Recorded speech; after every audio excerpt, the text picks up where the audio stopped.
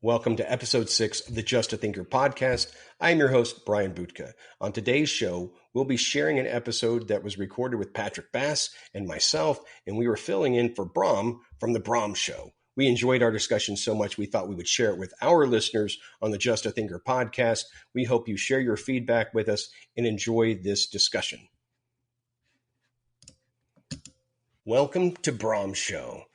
Brom's not here today. I think he's been abducted by aliens, and so he's going to be gone for this episode, and we swiped his login information, and we're setting up the podcast today.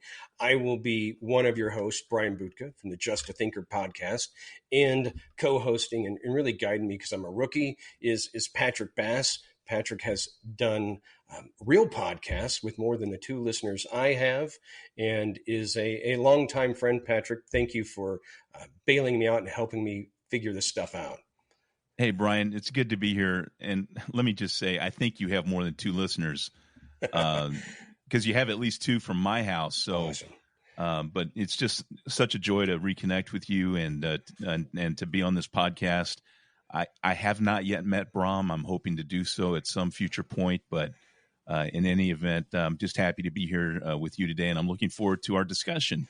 Super. Me too. And I think the timing is really great because you just released a book, The Modern Gentleman, A Guide to Essential Manhood. And I am getting ready to dig into it. You've shared a bunch of the content with me in advance, and it was really great just to see the topics you were addressing that I think are really vital. And perhaps in line with what Brom's been doing, looking at Proverbs. He's in chapter 1. We'll skip ahead to chapter 13, but I believe it's 13:22 says, a good man leaves an inheritance to his children's children. It goes on to say that the wealth of the sinner is stored up for the hands of the righteous, using the Amplified. But one of the things that made me think about is planning for the 3rd generation, right? Planning not just for our children, but for our grandchildren and beyond. And again, it just makes me think that there's wisdom in there in planning well beyond our immediate needs and those of our children, but our grandchildren, which certainly is a different approach. And I actually heard another podcast host just mentioning just that mindset shift from that immediate need to planning internally in our homes for that 3rd generation, teaching our children the same. That with the writing of your book, you're talking about modern manhood. What does it mean to be a man? And you cover a wide range of topics. So I thought this would be really great to discuss together, get your thoughts on this, and see how we can work through this together in light of how manhood has changed, at least in modern times, or what appears to have changed and probably shouldn't have. Well, I wrote that book, and I'll talk about that just for a moment. But I wrote that book because, when I look at, I used to tell my wife, I look at my grandparents, for example, World War II, the greatest generation, and then I would look at, people who are, in their 20s now, and I thought, painting with broad strokes, grand generalizations. How could we go from the greatest generation to this, And I felt like it was my responsibility, just as someone who has made a lot of mistakes in life, to be able and also to kind of give back for all the wonderful help I've gotten along the way, to kind of create a guidebook. It's like the owner's manual every man should have gotten when they when they were born, or certainly before they reached puberty. But I also wanted to write it with a Christian worldview, because there is so much confusion out there and disinformation and things that are just flat wrong. And frankly, there's not a lot of you can find a lot of books on Amazon about being a gentleman and manners and things like that, but not a lot of them written are actually none that I could find that were written with a Christian worldview. And that's why I wanted to write that book. At least young men could say no one has ever told us. Right. Well, I think the two go hand in hand. Again, being a bit of a podcast junkie myself, Rabbi Daniel Lapin talks about the scripture being ancient Jewish wisdom and how it explains how the world really works. And even for someone who's not a believer, the wisdom of Scripture is vital. It really does tell us how the world really works. And as a believer, um, that's even more important, right? Scriptures are our true north, right? That we know this to be true. And having someone say, here, I've pulled out these things, especially for Americans, Westerners, modern times, trying to live out what does it mean to be a real man, not just male. Scripture is integral to it. And you're right.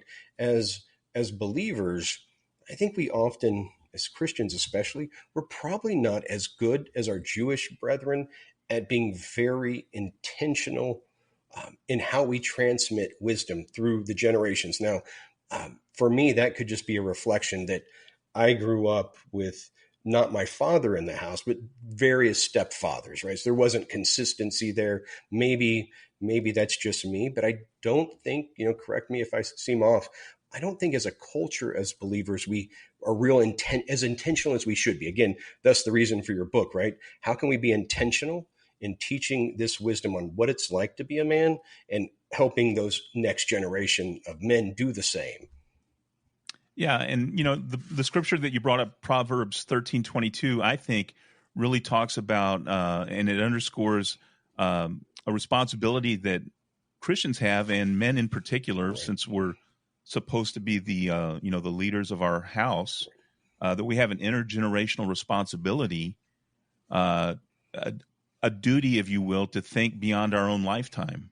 And so, there's this thought of planning for our children's children. Uh, and I think that goes something far beyond financial stability and enters, an ethical dimension, Right. something that certainly could include wealth. But I think in a grander sense, and I think this would be even more valuable than money, setting a standard of moral conduct and responsibility. Agreed, right? That character, ultimately, right? Our character, our moral conduct. Our son, Courtney's and my son, Brendan, is 17. He's getting ready to graduate. And at least one of the things I've hoped, at least in my mind, I've tried to talk about. I hope it didn't happen just in my mind, but explain to him because he's more capable intellectually than I was at his age. His math skills are fantastic. Mine were terrible. So he's got the intellectual capacity, and we would often talk about how the most important thing as parents we can pour into you, son, is to help your character development, right? That the character instilling character in our sons and daughters, but especially our sons, is vital in trying to make sure he's connected to the Word, to the Lord Himself, not just right. It's his parents' faith that he's hanging on to, and then yes, and I know I have to get better at. This is where I thought it would be great for discussion. Is right. What would that look like? What are some ways it would look like to think, are we teaching not only our immediate children, but how to prepare and put in a mindset that is multiple generations, right? Because I can appreciate that's distinctly different than me just trying to get Brendan ready to go out and be a dad. But how is he being prepared to be a grandfather, right? Right. And I think what you're alluding to really is just to what extent are we as men modeling behavior that we want to pass on to our children and our grandchildren. I think that's one of the most potent ways we have to influence the character of the next generation is by modeling behaviors that we want them to exhibit. Children and grandchildren, I think, and I have three little granddaughters that live in San Antonio. I'm in Fort Smith, Arkansas, and I don't get to see them nearly enough, but um, I know that they learn a great deal by observing behaviors and attitudes and ethical practices of their parents. And Right, then on those times when they're around me and my wife, uh, they're watching everything we do, right. and they're like these little sponges that just soak it up.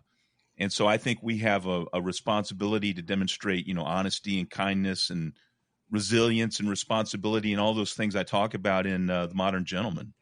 And you're right, because as the cliche goes, and it's true that our example will be louder, right? Shout louder than our words. And yes, that is often painfully true. I realize as there are moments where I try to give my son some guidance, like, hey, why didn't you do this? If you did this thing, your life would be better. And then immediately it's like the voice of God in my head going, Brian, if you did the things I encouraged you in the word, there'd be less painful parts of your life. If it wouldn't hurt so bad if you followed this wisdom.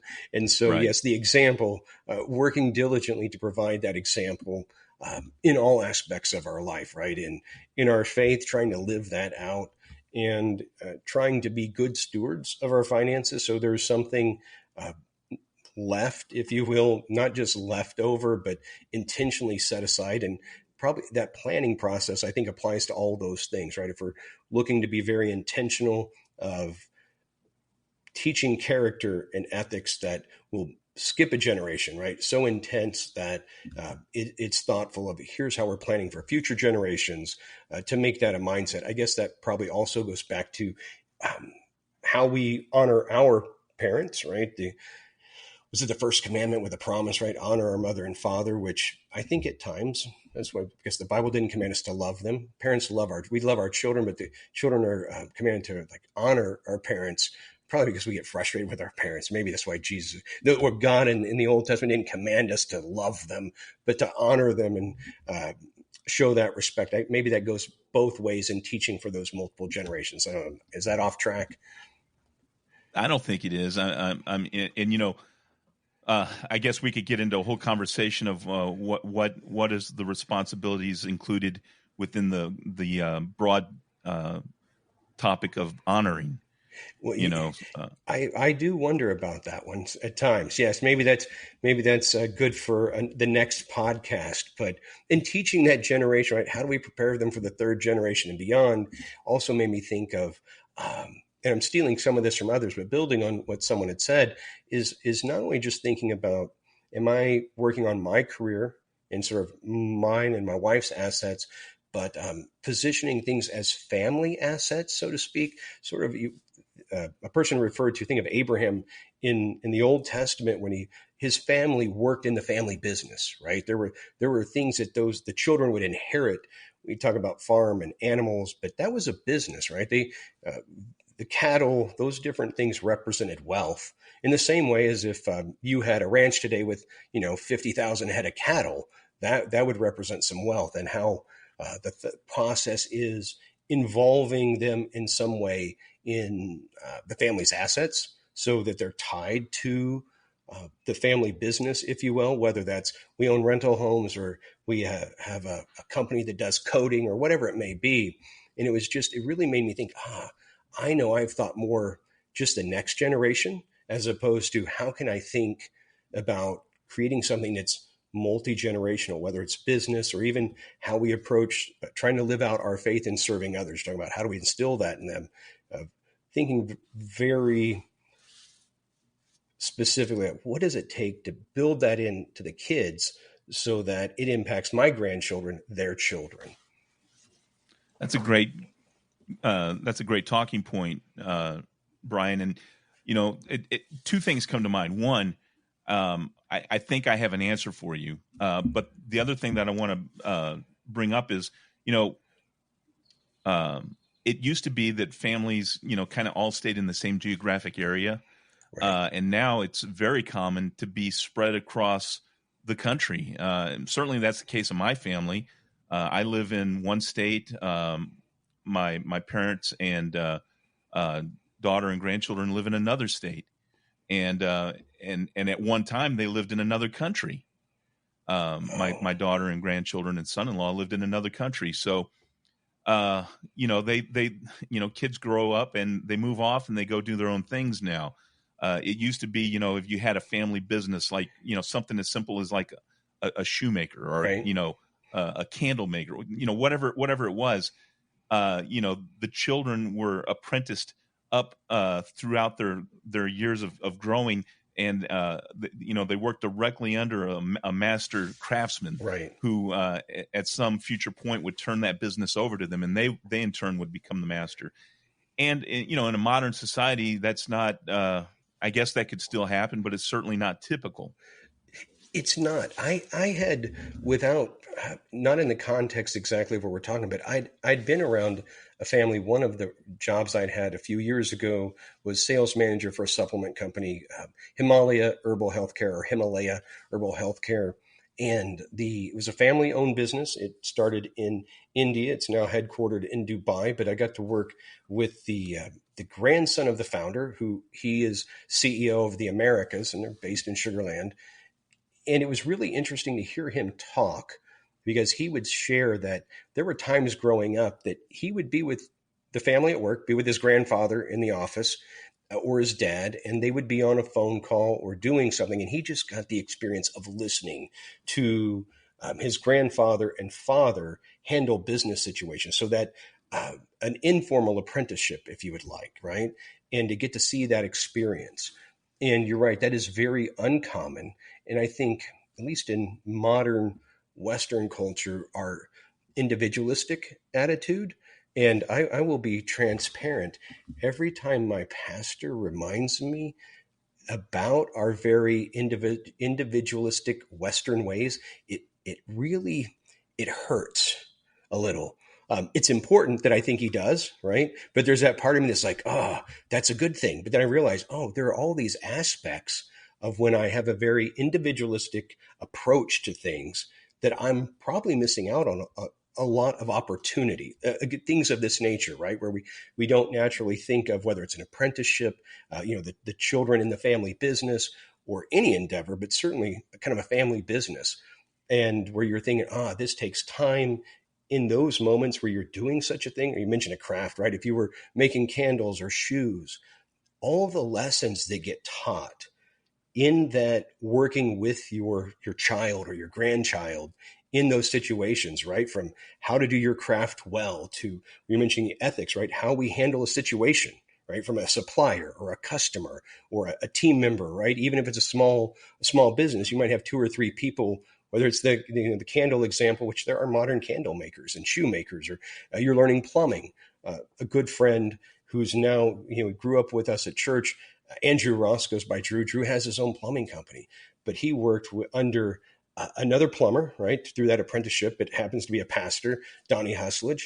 And he learned, young, how to do this and do it well. And then Donnie's kids, well, they grew up with tools in their hands, right? So not only did they go through that formal process, they had a very informal process, of learning the craft, and they ended up running their own businesses. And it's really interesting, the wisdom that second, well, they're really third generation, because Donnie's dad was a plumber. So that third generation has an enormous amount of wisdom, even at a very young age, right? Because they can be in the early stages of their official plumbing career, but because when they were 5 or 6, dad started taking them along, they learned decades of wisdom over just a handful of years, right? Got to experience a great deal. And so it does make me think, like, I need to be more intentional, and to seek out what others who have done it well, what that should really look like. Now, again, we've got one child about to be out of the house, so it will have to even be more intentional on our part. I hope he doesn't go far away. And especially as his career takes off, like you mentioned, how to keep them close. I've at least said, well, I'm old enough now to understand, kids, that I want to be the type of dad that when you are older and get married, that you want to be close by, right? That there's a desire to be close. I probably not hit that mark. I'm working out. They might be trying to go to as far away as possible, but with that idea, right? Be close. We'll talk about how can we have the family compound someday, right? Get enough acreage. You can put your house a little away from us, but I'd love you to be close. But again, look at ways to be far more intentional around that. Proverbs 13:22. How do we impact that third generation? Just a couple of anecdotes here. It's a cycle of life, because as a young man, all I wanted to do was get away. Right. Right. Me too. And now as I'm entering, well, let's face it, I've probably got more behind me than I do ahead of me. Okay. Me as well. And I remember when Donnie's son Chris was a little boy, so I feel like I'm really getting old now. But now as someone who's at least in middle age, so we'll stop there. At least middle age, you start thinking about, it'd be cool to have a family compound and have everyone drawn together. But what I have found is that I'm a completely different kind of grandfather than I was father. Like I'm the kind of grandfather that was like, yeah, absolutely, you can have chocolate cake for breakfast. Yeah. Right. Have two slices. Why not? Because they're you know what I'm saying, right? Yeah, absolutely. People will joke and say like, I wish, or I'm only nice to you because you gave me grandkids, or I wish I had the grandkids first. But I think the reality is, right, as we get through that stage in life and our children have kids, then we're able to reflect back like, oh, that thing I thought was so important probably wasn't, right? So now you're like, chocolate cake is going to be great for breakfast. It's going to be okay. Your life's not going to be ruined forever if this thing that once upon a time I thought was vital, we skip. Is that, Yeah, yeah, because now they're going to remember because they call me Pop because I think I'm still, even though I think I'm old, I'm probably too young to be a grandfather with three grandkids. So they call me Pops. And they're like, Pop gives us cool stuff, right. and I think that's awesome. But you know, you talked about intentionality, and I think one of the things that we should do on purpose is have intentional conversations um, Yes. with the children, grandchildren, regular discussions that talk about values Hmm. and ethical dilemmas and moral reasoning. Um, and they can be conversations I think that could be prompted by just almost everyday situations or stories from your own life or books or history or current events. I, And I think it can help younger generation begin to think more critically about morality and will help them begin to internalize the values that we hold dear. I think that makes sense. How have you had a chance to do that? Because I will tell you, one of the things I struggle with is my poor children don't want lectures. They'd probably straight up trade a beating for versus the lecture. I haven't beaten them lately, but like so. I realize that my delivery, my intentions may be good, but often my delivery is off. But you mentioned some stories and different things. Have you had a chance to try to do that? Because I need to get better at working that in a conversational way.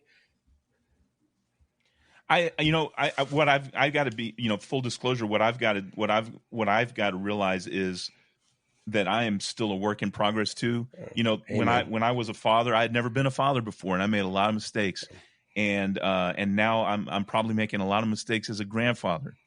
You know, because let's face it, I probably didn't have the best role models that I could have had either. I mean, when I was growing up, my dad was working two jobs, and he was a great provider, and I love him. He's still alive, and I'm thankful to God that I still have him. But he was working, or he was always on business trips. So um, he was doing what he had to do at that moment in time to provide for his family. But I missed out on some of that other stuff, Right. and so a lot of this stuff I'm learning along the way. So you know, I told my wife after I wrote this book, I said, if I could be good at half of what I've written in here, I'd probably be a pretty decent guy.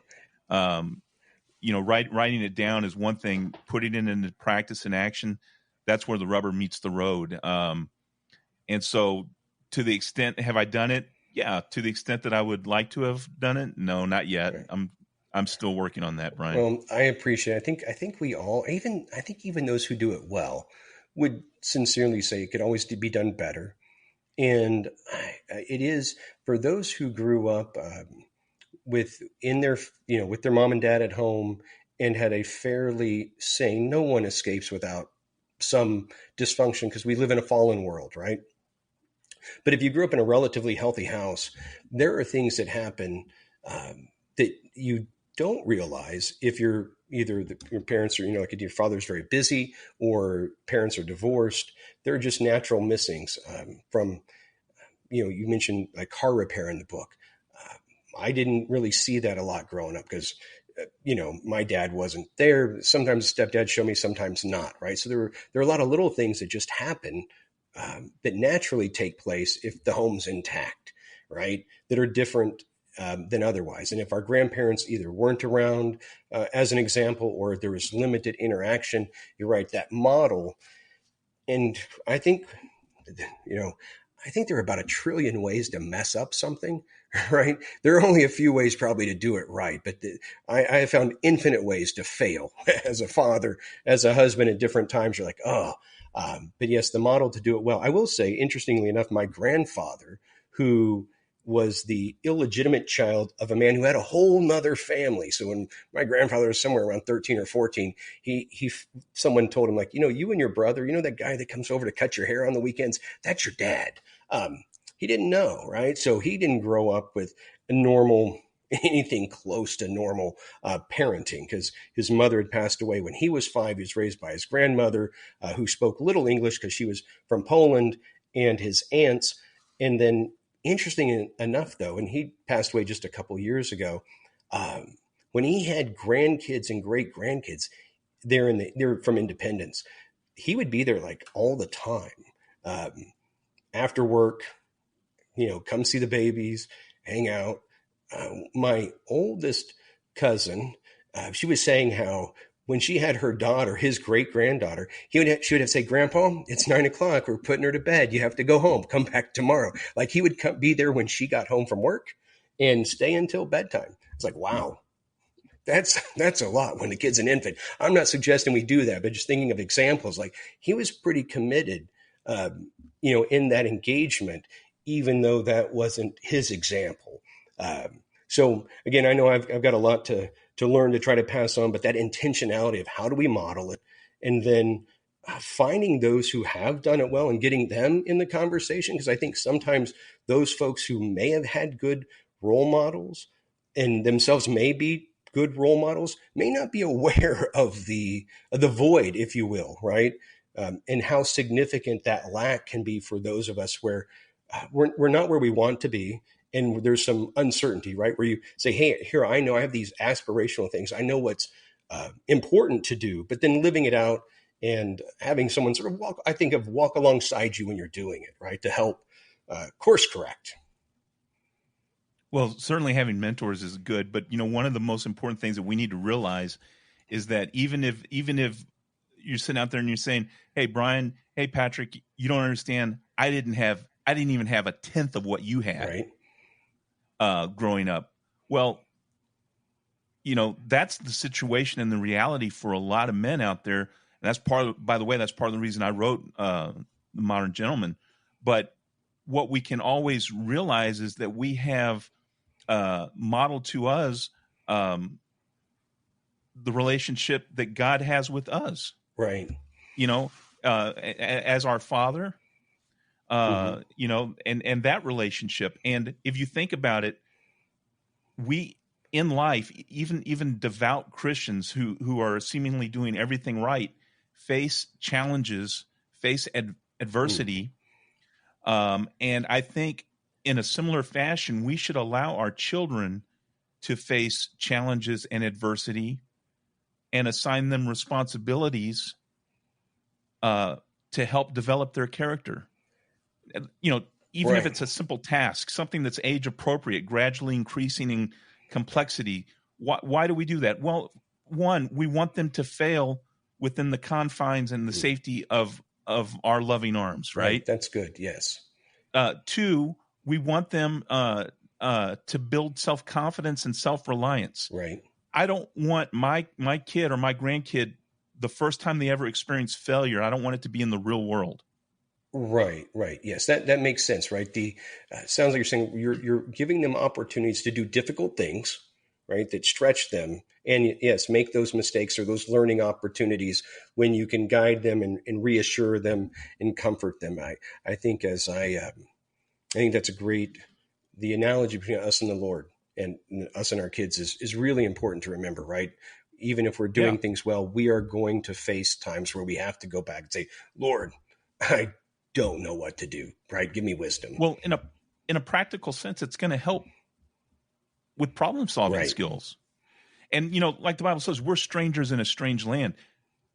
Nobody, out there in the business world, nobody is quote your friend. right, And you will face adversity and you will face failure, and you're going to encounter things that are patently unfair, at just on their face unfair, whether it's discriminatory because of this or that, or Right. whatever it is. That's, as they say, that's life. Right. And so, if our kids and grandkids have that self resilience to be able to deal with that type of adversity without it crushing them, then we've done our job. Yeah, that's great. Uh, and I think there's a lot of ways we can do that, but whether it's through religious training, spiritual or philosophical teaching, like you started off this conversation um, talking about how those of the Jewish faith seem to have this paradigm where family beliefs and values and things like that seem to be much more important than they are in a strictly Western or neo-American culture. Right. Um, but why can't we change that, at least on a micro level, Right. with our own family? No, You know, absolutely. I think we can learn a lot from those who are doing it better than us or different. And yes, striving to be more intentional, have those conversations, like you said, and put them in difficult situations, things to give them a chance to fail and test their limits. Recently, we've done a little bit that at the house where um, when I was a teenager, I liked to lift weights because I had this vision that I was going to be 220 pounds and 5% body fat. And since I'm about 4 foot tall, it would have I'd been wider than I am tall in a good way. And now at 49, I'm like, I need to lift weights because I need to be able to pick up my keys if they fall, or I need to do the most important squat movement ever. And that's, I need to be able to go to the restroom by myself when I'm 70, right? And so right? start like, okay, I don't enjoy it like I used to. I'm like, okay, I have to do this. And then Brendan's been working out with me. Addie's done it a few times, and my wife started doing it. But, going through a training program to get progressively stronger, right? You hit those parts where, okay, this is not working today, or I'm tired, or you go out and do it, even when you don't want to, or you try to, and then learning that, oh, I can fail at this. Okay, life's not over, right? There's a spot, there's a safety, and trying those difficult things together. That's one little way we've been trying to do that, right? Like, hey, here's the reason we're doing this. Here's a chance to push our limits, and fail, but fail in a safe way. Um, so that's been one way. We are working on the financial piece as well, right? Trying to steward our finances well, to leave, and teach our kids to be good with their finances, to be thoughtful, to to hopefully leave them something. But I do know that moving forward, I'm going to put additional effort into thinking how can I be far more intentional about impacting that third generation, the grandkids and beyond, and then looking for ways to appropriately model and teach that to our kids so that they do the same, right? That we keep thinking a couple of generations down the road. And maybe someday they'll have the family compound. Well, just from a very practical and pragmatic viewpoint, I would say this. Um, as I've gotten older, one of the things that I've become keenly interested in is Oh, genealogy. yeah. And in my research, I discovered that um, my family, the Bass family, is Native American, Interesting. going all the way back to the 1600s, Wow. when the Bass family came over from England and then married into the Nansemond Indian tribe. And I never knew that. And to this day, the Bass family and the Nansemond Indian tribe, it's synonymous. It's Hmm. primarily a family tribe. Wow. Pardon me.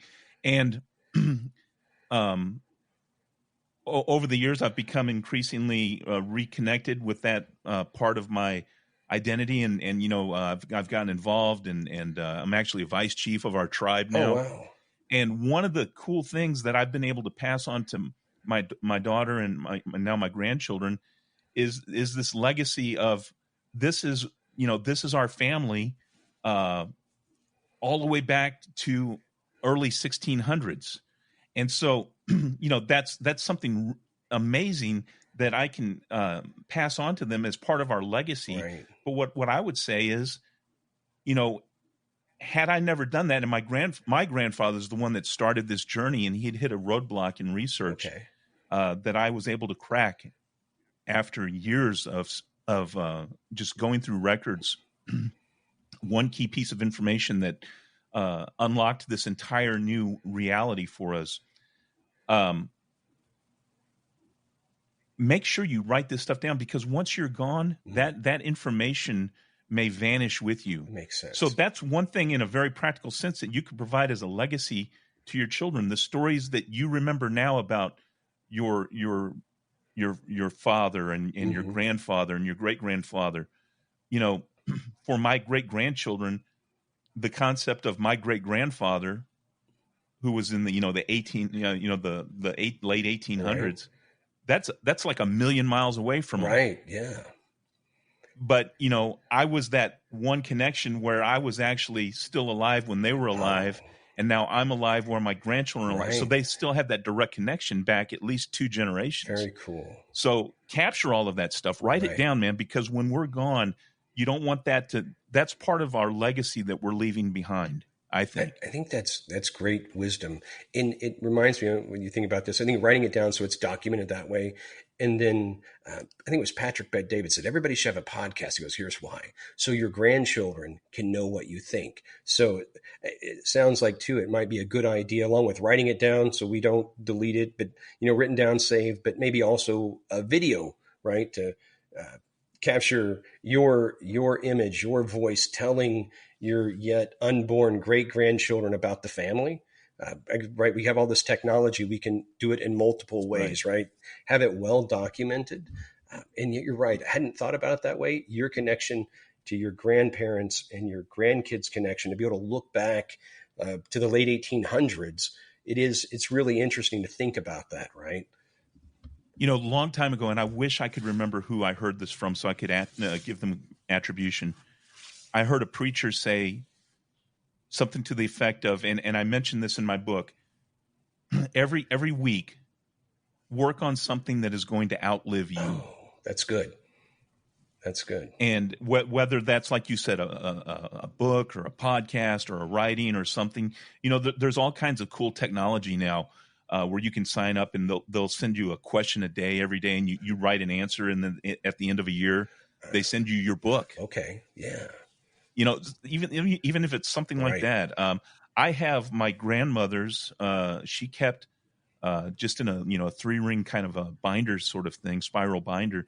She wrote 2 or 3 sentences every day, dated it. That's beautiful. And I have several of those journals, and I very frequently look back in those now and see what her day was like on a given day. No, it has to be great. It's nothing profound. Right. I went to town and ate at McDonald's, and then I went to the grocery store. But to have that connection, to see what she did on that day at that year, it means so much to me. Yeah, I can. And I treasure those journals as one of my most precious possessions. That's cool. Well, there's wealth in that, right? Although it's not monetary, but there's an inheritance that's been passed down, if you will, right? That you will be able to share with your grandchildren. So one additional way to keep that legacy going, and hopefully we all get a little better at it, be examples to others, have others, wherever there will be a place for comments here from the podcast or the video people see, and probably share ways that they're doing it or intend to do it. And we can collectively help each other be a little better at this, to leave that inheritance for our grandchildren, our children's children, financial, and as you said, most importantly, that ethical character inheritance that will help them fight the battles they'll have to fight, right? Because each generation will have to relearn and instill those values in their children. Yeah, I agree, Brian. And what a great conversation, and what a refreshing way to look at Proverbs 13:22, and to think about it in something in terms of more than just financial wealth, which I think is something that we should be able to help with. But I think the broader application that we've talked about today is something that is more valuable than gold. Awesome. Thank you. I look forward to our next conversation. And next week, Brahm may be back if they return him from wherever they've taken him from. So this is Brahm's show. Thank you. And we hope that you come back again.